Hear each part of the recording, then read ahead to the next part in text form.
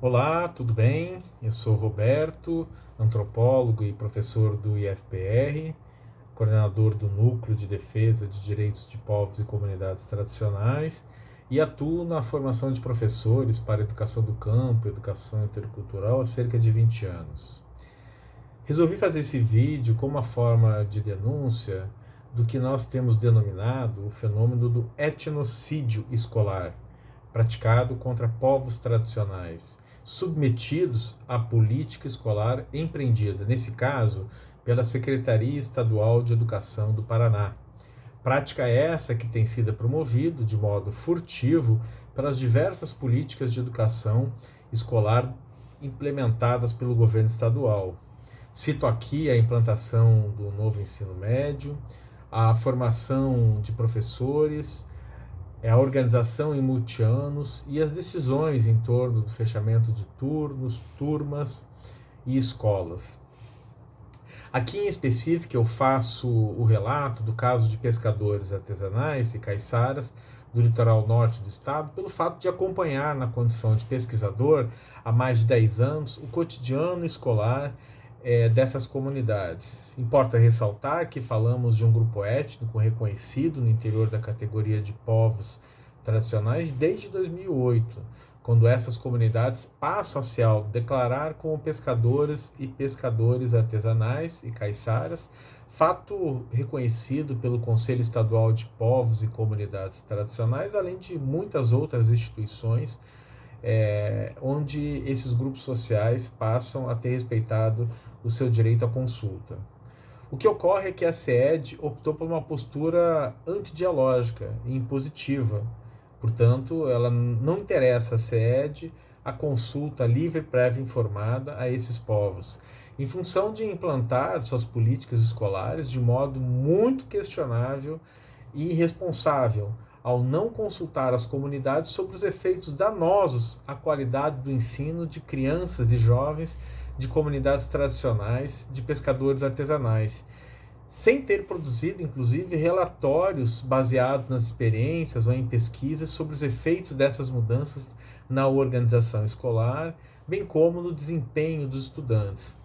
Essa alegação fica evidente quando da imposição da organização em multianos. Apesar de existir um parecer favorável do Conselho Estadual de Educação, não se produziu relatórios avaliativos sobre e buscando compreender esses efeitos, bem como optou-se também por basear a mudança em fatores, o que nos parece, somente econômicos, né? E não pedagógicos. Isto é, parece muito mais buscar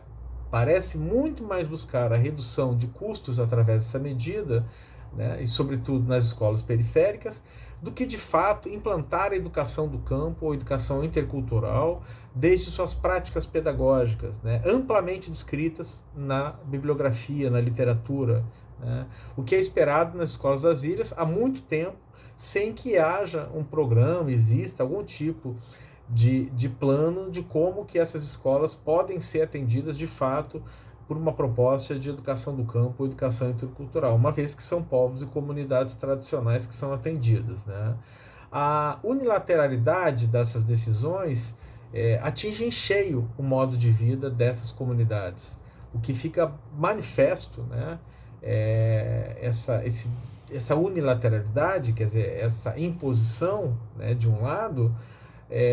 no fato de que existem movimentos sociais,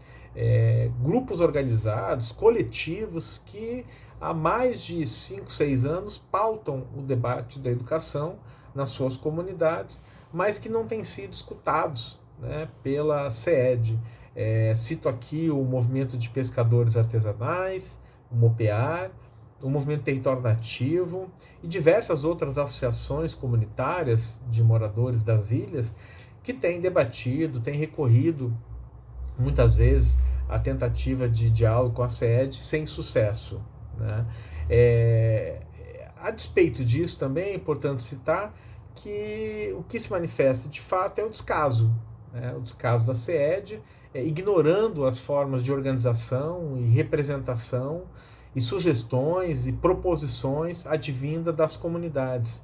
E é por essa razão que nos foi possível, né, descrever o fenômeno do etnocídio,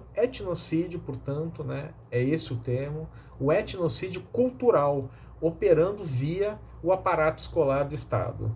Sim, não se trata mais de aniquilar um povo em função de guerras de extermínio físico, né, tal como descrito pelo termo genocídio, que aponta para a destruição física dos grupos étnicos. No caso em tela, né, no caso do etnocídio, temos a destruição de sua cultura, justamente nos espaços que deveriam fortalecer a identidade étnica, conforme dispõe a legislação. O etnocídio, conforme o etnólogo Pierre Clastre, portanto, é a destruição sistemática dos modos de vida e saberes de povos diferenciados culturalmente, mediante a recusa e a negação em dialogar e reconhecer os conhecimentos tradicionais envolvidos na existência coletiva do respectivo povo. Em suma, o genocídio assassina os povos em seus corpos. O etnocídio os mata em sua cultura. Em ambos os casos, trata-se sempre da morte, mas de uma morte diferente. A supressão física e imediata não é resultado da opressão cultural, com efeitos longamente adiados segundo a capacidade de resistência da minoria oprimida. Configura-se como uma forma, portanto, de violência simbólica em sua versão mais hedionda, considerando que atua sobre o público mais vulnerável, seja porque são comunidades com baixa escolaridade, né, seja porque o público a quem essa proposta educacional visa atender são crianças e adolescentes que se encontram na fase de afirmação étnica. Nesse contexto, nem mesmo os aspectos legais têm sido respeitados. Vide a discrepância com que informa o texto constitucional, né, no seu artigo 205 e 206, que trata, portanto, do capítulo da educação, né, aonde o legislador, né, aprovou a necessidade da participação da sociedade na produção dessas políticas educacionais, coisa que não acontece, né, nesse caso da implantação dessas inúmeras medidas que já mencionadas, como também ignora os artigos 215 e 216 da Constituição Federal, em que não se considera, né, os modos de fazer, de criar, de viver ao longo de décadas e séculos implantados por essas comunidades. Portanto, esses conhecimentos, esse conjunto de conhecimentos tradicionais, ele é ignorado pelas políticas de educação do Paraná, né? No que se refere ainda, né, à negação da participação social no processo de construção dessas políticas, nós temos um caso bastante evidente, né, no Colégio de Tibicanga, quando mesmo o próprio conselho escolar da comunidade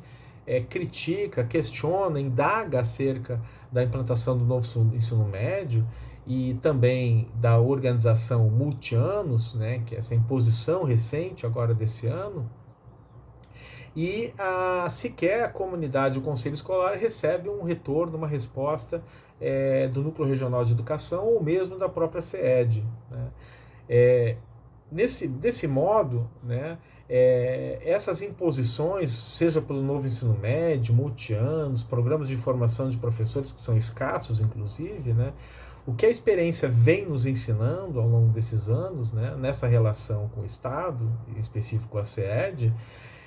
é que não se tem atendido, né,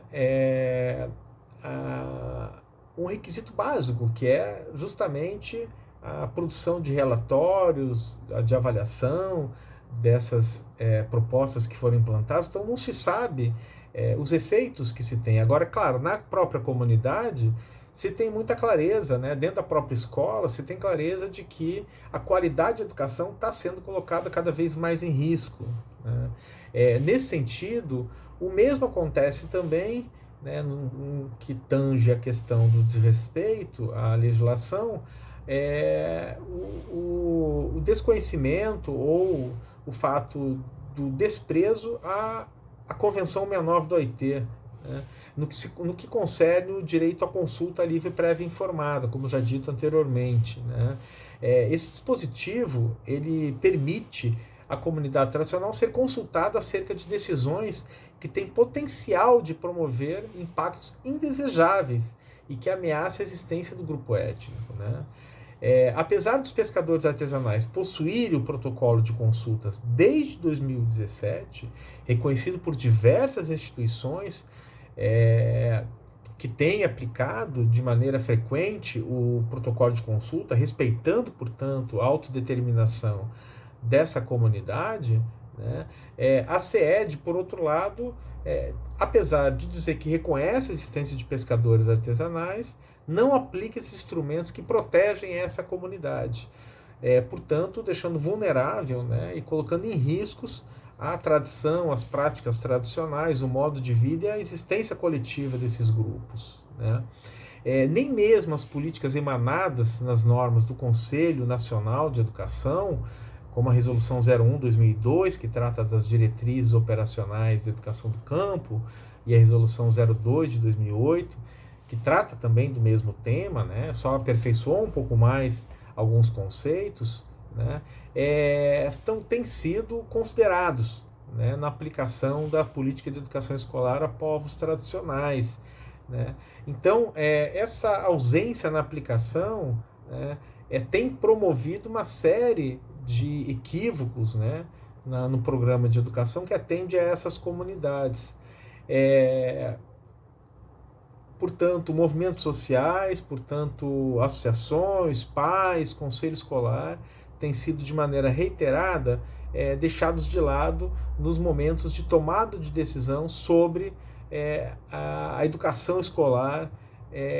que seria a mais adequada, mais apropriada na formação dessas crianças, né? Sempre num diálogo aberto e num diálogo construtivo com os saberes e conhecimentos tradicionais que somente são detidos, né? Somente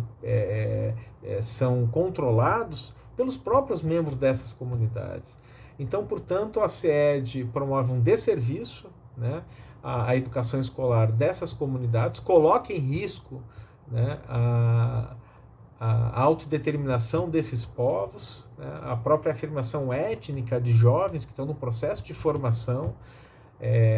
relacionado ao seu mundo, ao mundo do trabalho, ao mundo da sua cultura. Isso nos tem deixado bastante tensos e preocupados, na medida em que não há uma sinalização de que haverá mudanças na política educacional do Estado do Paraná. Então, esse é um primeiro vídeo que a gente espera que gere um debate, né, sobretudo junto à CED, ao Núcleo Regional de Educação de Paranaguá, e a gente pretende, né, junto aos movimentos sociais, permanecer